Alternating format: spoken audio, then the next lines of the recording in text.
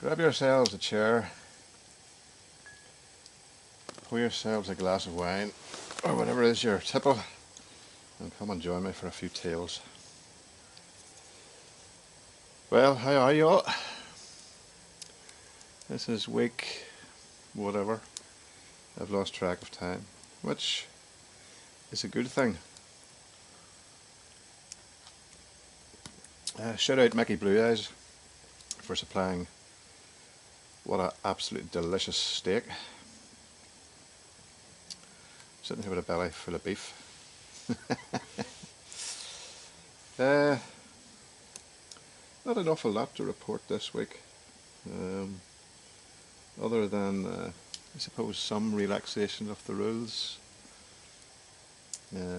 but nothing concrete enough yet to be able to whiz off and wild camp, although I think you could probably be okay if you did it. I don't see anything that prevents you from doing it, or I didn't read anything that prevents you from doing it, but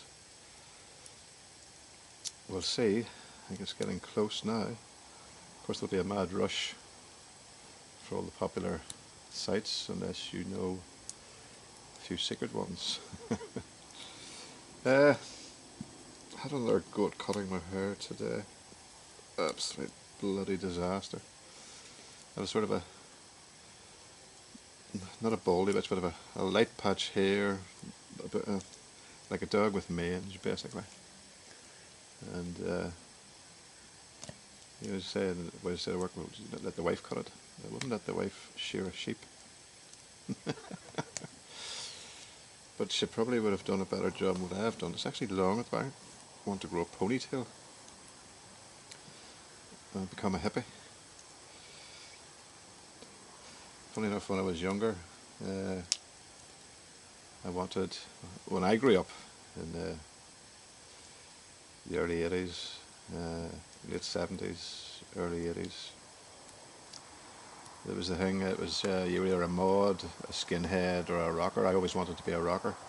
Well, I was a rocker, but not a proper rocker because my ma didn't allow me to grow my hair long.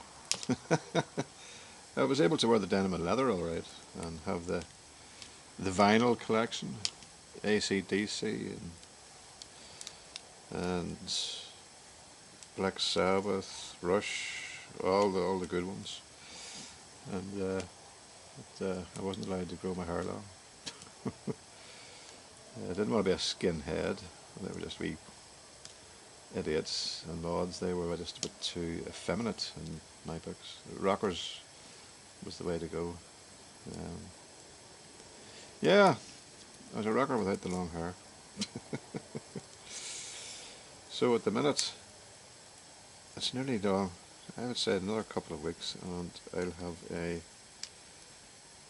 the makings of a ponytail. Beautiful, beautiful night tonight, not a breath of wind.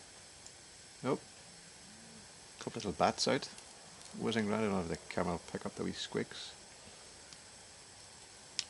Just looking at the moon, waxing gibbous tonight. Which reminds me I must set up a couple of time lapses later for the old lovely clear night. Yeah, a couple of time lapses for the star lapses. It was also a clear night.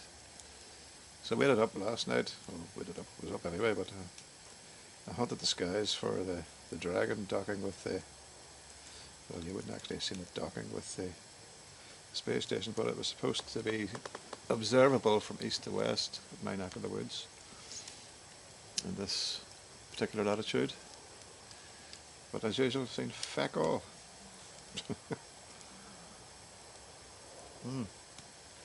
As you may have noticed at the start of the video, I have a new addition behind me. I got it. I got the Polish Lavuu. I had hummed and had, well, I always wanted it, I just didn't get around to actually getting it. And what day is this? This is a Sunday evening. So last Sunday, funny enough, no, last Saturday night, I went on to Military March and I said, "Feck it, we're getting it." And I ordered it up That was on the Sunday night. It was here via DPD, excuse me, was the carrier, on Thursday, which I thought was actually very, very good. I think it was about $6.95 for postage, tracking and whatnot, which was okay. Showed you a few clips of it there at the start of the video, and I'll do a more in-depth review when I get a chance. But first impressions, yeah. Well, I sort of knew exactly what they'd be like. There's a lot of people have them. I watch on YouTube, bushcrafters have them. Basically, it's a relic of the Cold War. It's a Polish poncho, two Polish ponchos joined together to make a dwelling, a teepee type dwelling. You see, getting that package, opening up, the first thing it hits you is the smell of the canvas, and then when you get it up, that brings back memories of my boys' brigade days, where we were in the old canvas tents at Tullymore. Very, very sturdy, absolutely bulletproof, so it is. I'm actually looking forward to taking it out on location. Everything about it, I mean, it's just hardcore. I mean, my hut tent in the one Tigris smoky hut, it's very, very flimsy, very, very light, and very, very... It's not a tent that takes a lot of punishment. As you, a few videos back about the wild camp in the Mourne Mountains in the storm, I had to strike camp with the smoky hut and repitch in the relative calm of the forest. But this thing here, absolutely bulletproof. Now I got size 2, which is the medium. Large is out of stock, and they do have, this is on Military Mart, they do have the small, so they do. Which I'm glad I get. I'm glad I did get the medium. Now the only difference between the medium and the large are the same height, but you get an extra 4 inches in the large, which 4 inches means the difference between your feet hanging out the bottom. Then get the large, but I mean, like I'm 5'10", there's plenty of room in that there. It's slightly smaller than the smoky hut, funny enough, but plenty of room for one person. You can squeeze 2 in, no problem at all. But yeah, great job, eh? I'm looking forward to actually getting it out into the wilds. Weight-wise, I was actually very surprised at the weight. I was expecting it to be a lot heavier than what it actually is. It's probably on the same weight band as that OEX Cougar I have, and it comes in at 3.2 kilos. I would say it's about 3 kilos. That's not bad for canvas. Oh my goodness. I've noticed now more vehicles on our road, since we seem to be in this relaxed phase, so to speak. But yeah, so yeah, weight wise, and funny enough, it'll roll up into a army ditto bag quite well. It'll not compress too well, but I mean, form factor rolled up, it's probably the size of a very large roll mat, so it's not an impossible task to take it in your backpack, or strapped to the outside of your backpack. But what I did do, I put the hose on it. I put it up. It's been up there since I got it. It's a few days now, just to give it a good airing out. And I put the hose on it and absolutely soaked it just to get the canvas reactivated. And just to see where we were with the waterproofness of it. And I would recommend actually getting some sort of a canvas waterproofer at some stage, which I will do. Uh, but yeah, I looked inside and I really soaked it with the hose, and the only drips that were coming in were along the other side of the buttoned up section. I hadn't actually the storm flap closed properly, and there was a couple of small drops were dripping in through the eyelets or the buttonholes. Easy fix, I'll just put a strip of Velcro along the flap that covers the buttons, and that'll keep that closed, and hey presto. There was no wetness or dampness inside the canvas. So yeah, I would fancy my chances in a good heavy deluge of rain. But there's just a feel to canvas, isn't there? There's just that feel and the smell of canvas, and you're not worried about the odd spark coming out of the. Which reminds me, I better stick a wee bit of wood in. We're all going down a bit. Excuse my big arse in the frame there.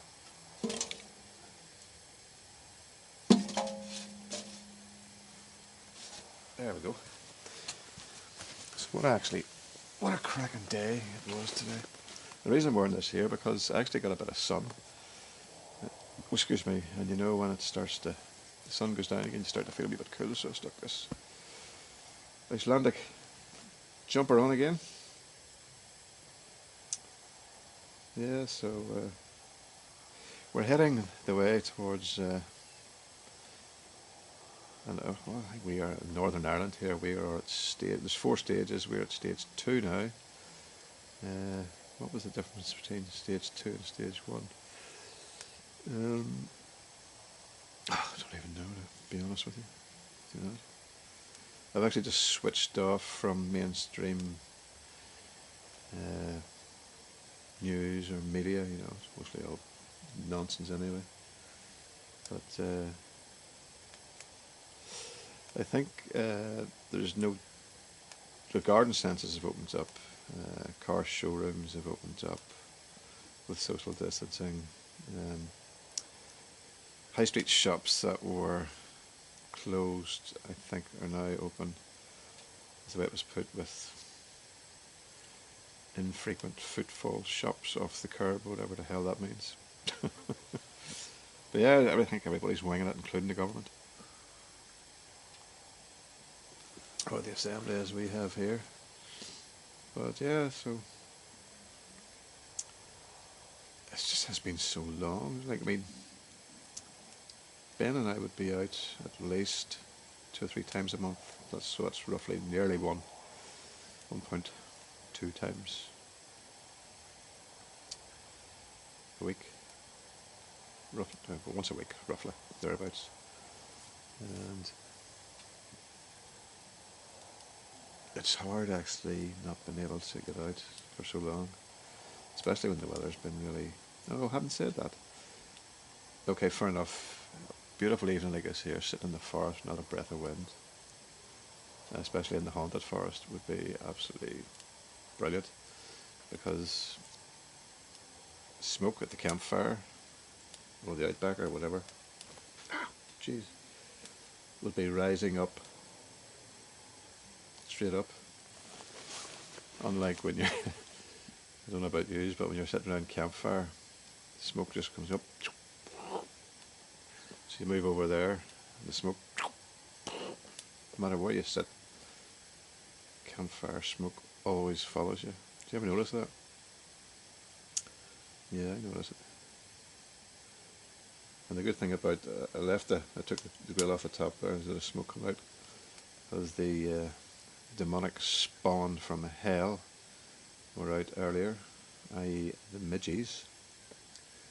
And there's a nice waft of smoke. Well, smoke actually just straight out the top of the chimney, just whoop, straight up, straight out of there. That keeps the wee feckers away.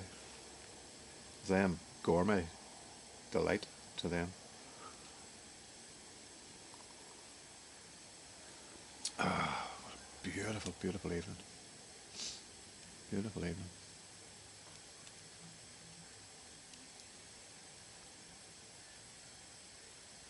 So update on the swallows. There's no hatching yet.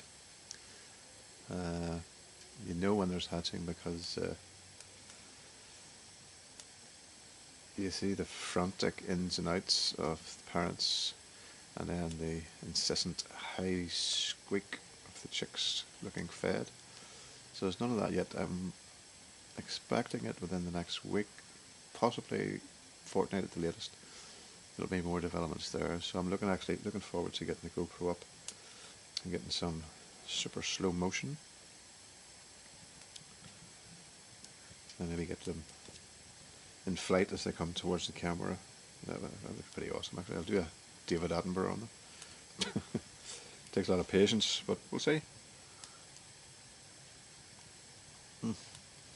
On the jammy red roux again. Oh, it's going down very, very nicely.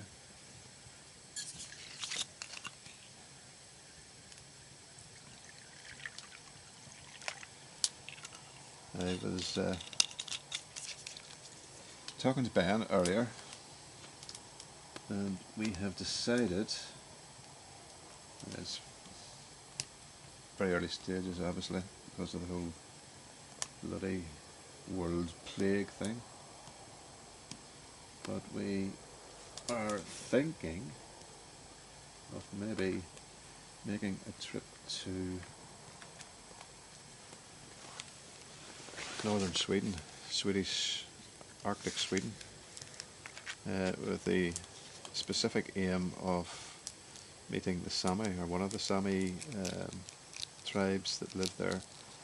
The reindeer herders, they're still herding in Swedish Lapland, Arctic Sweden. This time of the year, June, the reindeer herds will be heading to the lowland pastures, into the birch forests, where the birch forests and wetlands, where the reindeer will be feeding on various plants, grass, shrubs, roots, lichen, and whatnot. And as the summer progresses, the midges will be annoying them to no end, as they do annoy us. And so very interesting reading actually. And so they will make their way higher up the mountains again to get away from the midges. And that was a very basic overview of reindeer herders in Sweden. And the Sami too, but roughly you get the gist. And we ourselves, we are heading towards the summer solstice. 21st of June, I think, this time, because of possibly be on the 20th because of the astronomical alignments. Don't quote me, but it could be on the 20th this year, i.e. 2020. But I'll check that out for yourselves, don't take my word for it, but I think it's on the 20th, traditionally on the 21st, but I think it's on the 20th. Summer solstice. The longest day. Funny enough, it wouldn't be my favourite. My favourite actually is the winter solstice, and I'll tell you why. In the winter solstice,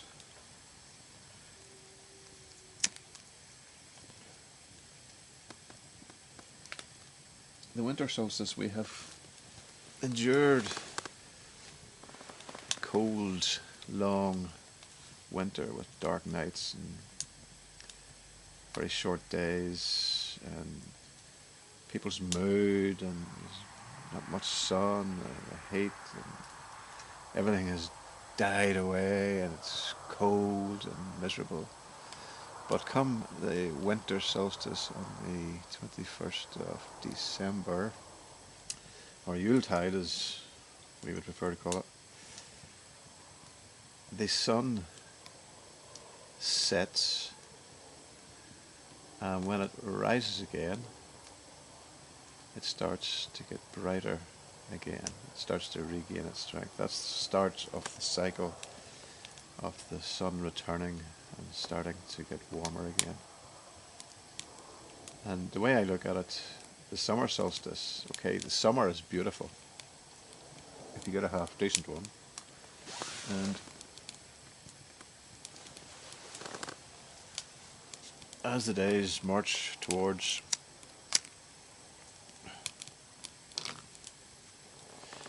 the summer solstice,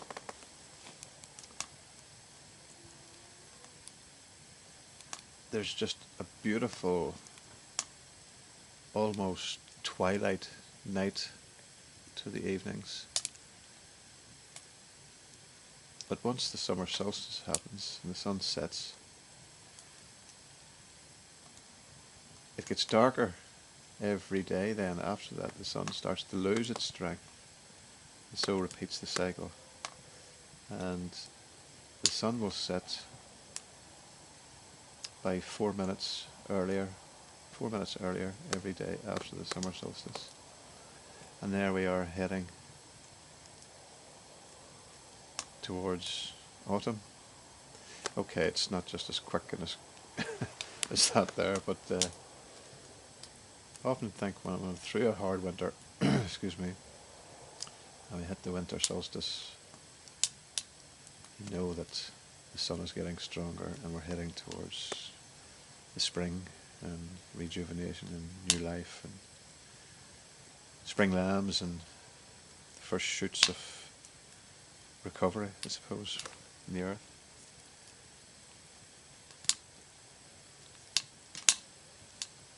And then after the summer solstice, it's the gradual waning, if you like, of the sun. There's a lot of pagan traditions.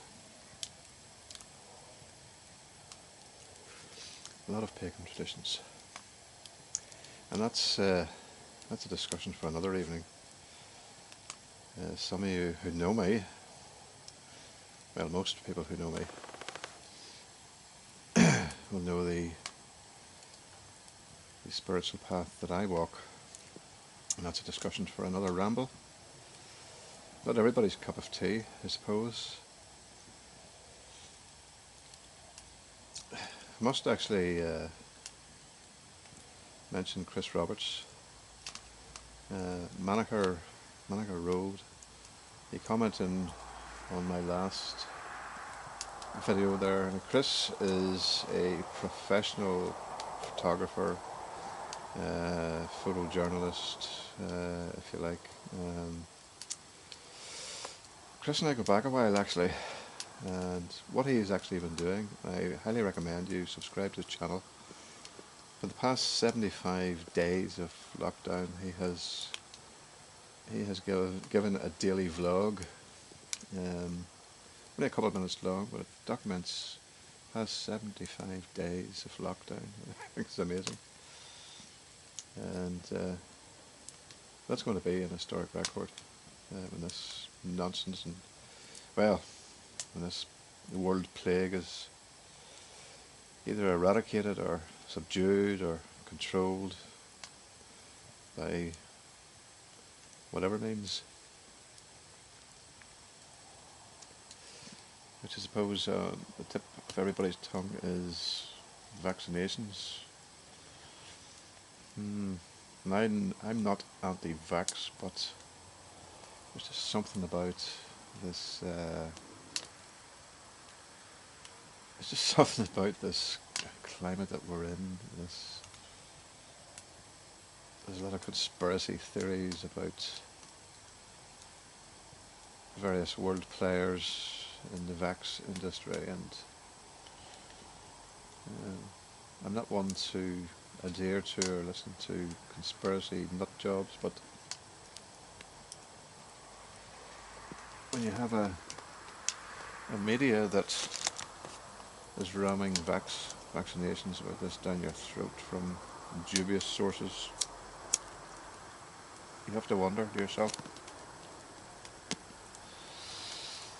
But again, that's another discussion for another another ramble. Whether you're pro-vaccination or if there's a vax that is produced, my goodness, what I've noticed actually is there's more traffic. Whereas beforehand you would have been a car every couple of hours. Now there's one every half an hour.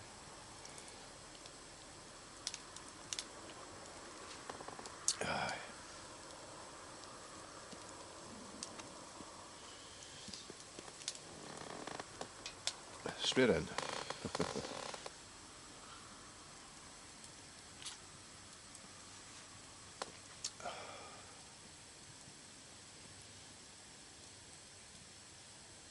Just the silence, absolute silence.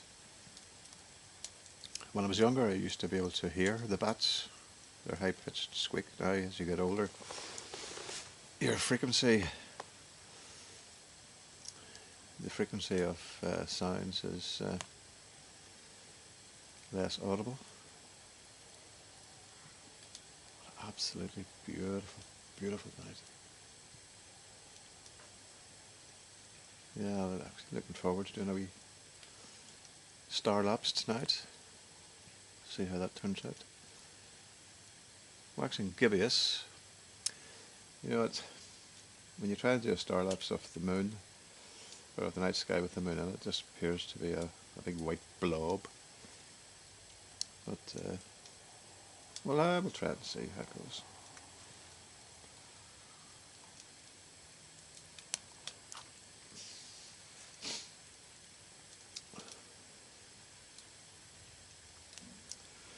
So during this lockdown,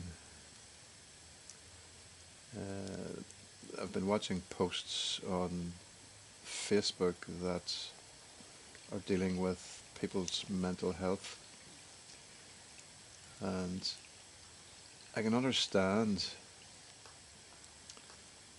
there are people that do have or have a propensity to have mental health issues, and it's quite a heated topic here in Northern Ireland because we have actually the highest suicide rate between 18 and 25-year-olds in the whole of the UK, which is a very, very frightening statistic.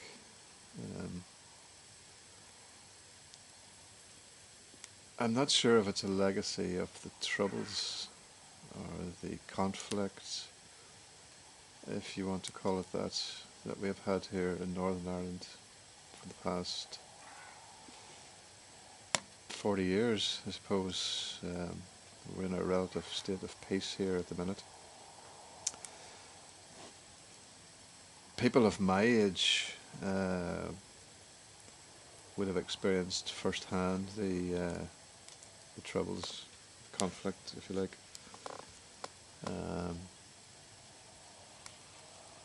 Whether or not that is a contributory factor to the suicide rates that we have among young people, young men especially, that we have today, it isn't so clear because the young ones today, they have been spared the horrors that my age group, my generation went through with the conflict, but yet we have the highest suicide rate in young men in the United Kingdom. It has been woefully underfunded with the NHS here. There's a lot of rumblings now about addressing it, financing it better with more health professionals able to help young men. But I think a lot of it is to do with, yes, there's certain socio-economic reasons, but there has been a rise in drug use, which which is a key factor, I suppose. Alcohol abuse, another factor. Uh, but what makes Northern Ireland, as opposed to, I mean, we've got a relatively small population with regards to the rest of the United Kingdom, and yet we have got the highest suicide rate. So there has to be some sort of underlying reason why we in Northern Ireland have that, and that's, I mean, that's a discussion, that's a debate, like, where you could talk the pros and the cons, the legacy of the troubles, if you like. But certainly, anybody who comes across this video or stumbles across this video and has the stamina to listen, um,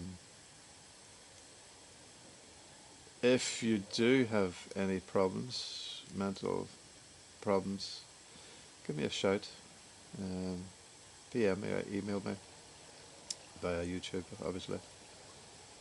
And sometimes all it takes is just someone to listen. I can listen, although I don't have all day most days, but I'm joking. Don't be afraid to ask for help. I mean, blokes have this, I suppose, macho image that they're coping fine, they're putting on a brave face, they don't have mental problems, they don't have issues, or, you know, you do. Everybody at some stage has problems. Some people have lots of problems and they can deal with them, but it's when you have a lot of problems all at once and you cannot cope with the aftermath of so many problems, is when you start to suffer. But one of the best ways, get out into nature. It's the greatest antidepressant you'll ever get. Take a walk in a forest, sit beside a waterfall, paddle in the sea, paddle in the river, listen to the sound of nature. Simple things like that. I know it's not just as clear cut and as easy as that, but certainly it goes a long way to helping. So if you're somebody who's stumbled across this channel and you're hearing this here, talk to your mates, talk to somebody, talk to me if you want. I listen. Sometimes that's all it takes, is someone to listen.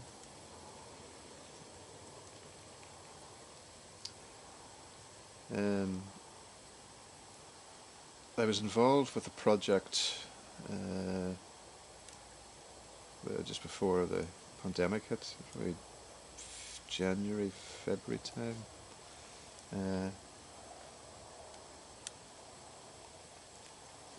A guy on Facebook called Broken Man, and basically chronologizes, is that a word? Chronologizes. It basically, it's his journey, if you like, through depression and mental health issues. And he was making a film in collaboration with Rob Hill and Falcon Outdoors Bushcraft Centre in Finnog Woods in Downpatrick. Rob's a good guy. But I teamed up with Rob. Rob is an expedition leader and takes people on expeditions to the Himalayas, or the Himalaya, if you want to pronounce it that way. Tomato, I know. The Himalayas, to the Andes, Chile, through the jungles of Panama. I've been going on one of those expeditions myself. But anyway, as part of a collaboration, Broken Man was doing a world record attempt of the highest triathlon. So they took off just before the pandemic hit, went to Chile, and they were up on the Chilean mountain range, the Andes, and they had to actually cut the expedition short because the world was going into lockdown, and if they didn't cut it short, they'd have been stranded there and they'd have been trying to get a boat home.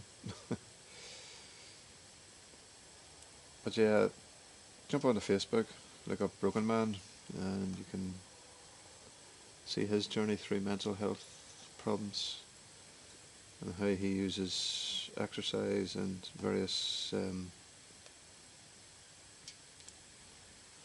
techniques to see him through.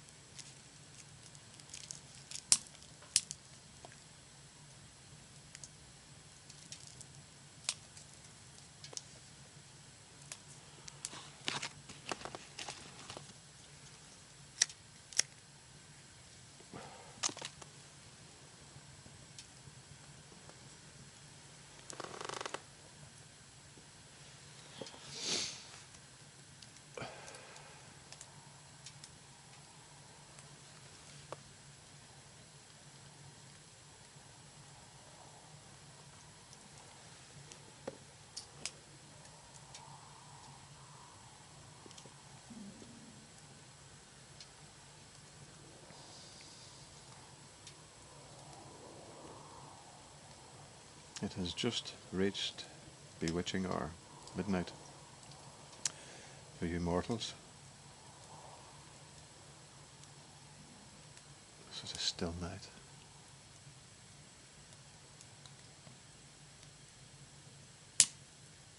I think it's extremely important to get into nature, to connect with trees and rivers and woods and glades, mountains and sea. I think for me, if I was unable to do that for whatever reason, I think that would be the end of me. That's the value I place on nature. And yet you have people who leave litter and empty beer tins and just their crap because they're just too bloody lazy to take it home with them. They're no respecters of nature whatsoever.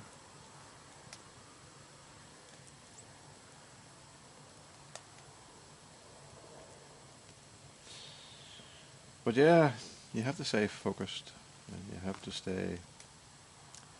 to have your goals laid out in front of you, I think.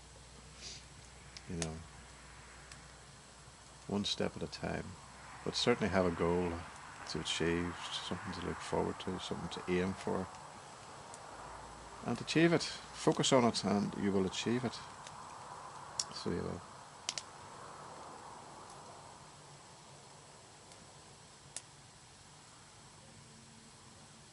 Funny, there's the lake that I sometimes camp at. At this time of the night, certainly just after midnight, the lake takes on a whole new persona, if you like, as you hear the rustle in the reeds of the various waterfowl, ducks, whatnot, squabbling, and a night like tonight, there's not a cloud in the sky, and we'll have a moon out. There's this lovely sort of a blue tinge, sort of a silhouette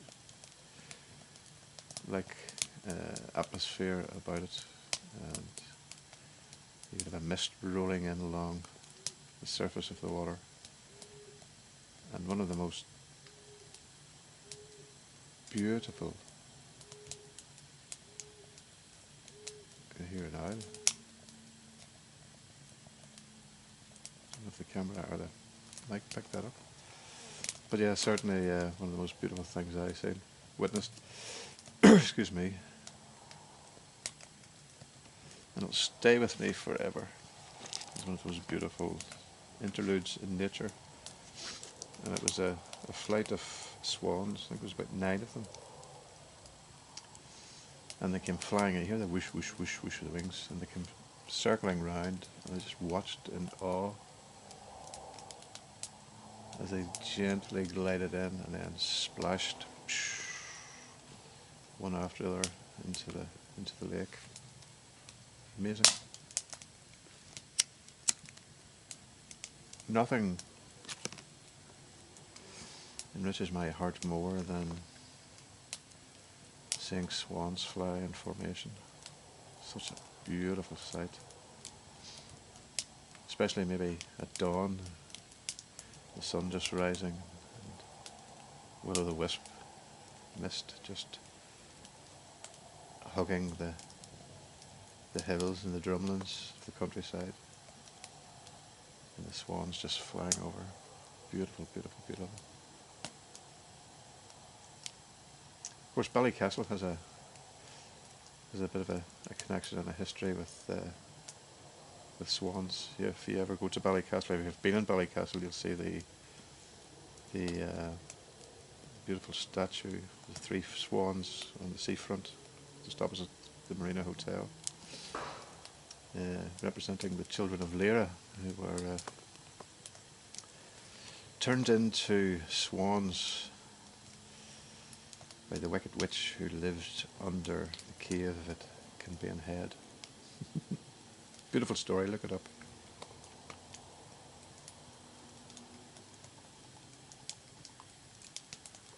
As are a lot of Irish folk tales, myths and legends. Quite privileged actually to come from Ireland. Excuse me. I don't go in for this. I live in Northern Ireland, but to me it's all Ireland. I mean, it's all in one place. To me it's the island of Ireland. To say Northern Ireland or Republic of Ireland is, I suppose it's being political, but Ireland is Ireland, and whatever the politics behind it, I'm sure it's well rehearsed. We all know, we all have our views and whatnot, you know, but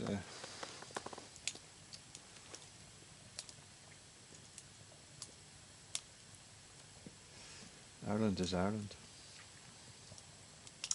And it is a privilege to actually be born and raised here and be part of that, part of those myths and legends. Fascinating, fascinating. Land of saints and scholars, myths and legends. It's funny, a lot of the myths and legends around the world, they all have a common thread or a common theme woven within their storytelling that's very similar to ourselves. You know, fascinating, fascinating. Still gets shivers up my spine every time I'm near a dolmen or some sort of a ruin or Neolithic monument, cairn grave or portal tomb, old castles, old haunted castles, amazing stuff. And hopefully when this lockdown ends and we're able to get a reasonable semblance of normality back again, I'll be able to